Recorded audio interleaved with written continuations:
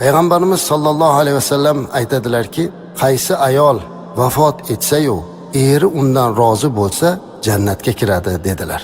Termiziy va Hokim rivoyat. Yana boshqa bir hadis sharifda Payg'ambarimiz sollallohu alayhi vasallam aytadilarki, agar ayol 5 vaqt namozini o'qisa, o'zini nomusini, iffatini saqlasa va eriga itoat qilsa, jannatni istagan eshigidan kiradi deydilar. Ibn Hibbon rivoyat. Chunki Payg'ambarimiz alayhisolatu vasallam mana shu itoat uchun qancha darajada savob bo'lishini aytadilarki, eriga itoatkor ayol haqqiga modomiki eri undan rozi bo'lar ekan, havodagi qushlar, suvdagi baliqlar, osmondagi farishtalar hamda quyosh va oy istig'for aytadi dedilar. Qarang, eriga itoat bo'lgan ayolga shuncha martabaya, ammo qaysi bir ayol erining yuziga xo'mrayib qarasa, to eriga tabassum qilib ko'nglini olmaguncha Alloh taolo undan norozi bo'ladi. Qarang azizlar, qanchalik ayollarimizga kerakli bo'lgan maslahatlarni bundan bir necha asr muqaddam go'yoki hozir ko'rib turgandek Rasulimiz alayhisalom aytib o'tyaptilar. Bu imkoniyat siz onaxonlarimizga, opa-singillarimizga, sizdek oliyjanob bo'lgan mu'mina muslimalargagina nasib qiladi. Shu o'rinda bir nozik bir nuqtani eslatib qo'ymoqchiman.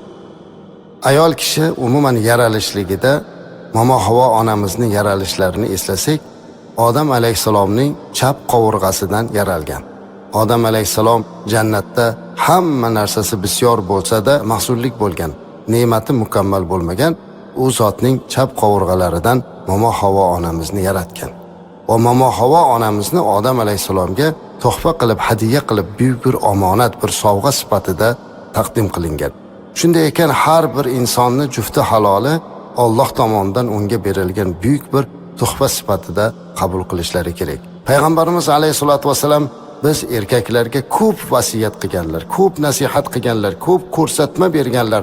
Oilani parvarish qilish, oilani ehtiyot qilishlik haqida ko'p gapirganlar. Barcha erkaklar erkaklarning eng yaxshisi bo'lishligini orzu qiladi.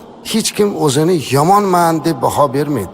Qaysi musulmon erkakdan so'rasangiz, har qancha qanday inson bo'lmasin, o'ziga nisbatan yomon so'zini ishlatishni xohlamaydi. Birortasi yomonlagan taqdirda ham qabul qilmaydi.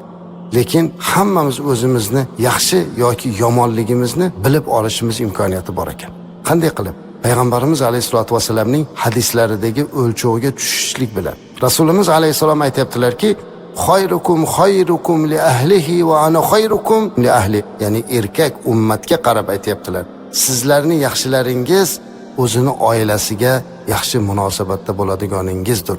Men sizlarning yaxshingizman, men oilamga yaxshi munosabatdaman dedilar.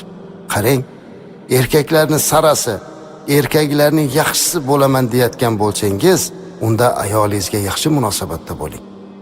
Buni Payg'ambarimiz alayhisolatu vasallam ayollarga nisbatan yaxshi munosabatda bo'lishlikka o'rgatdilar.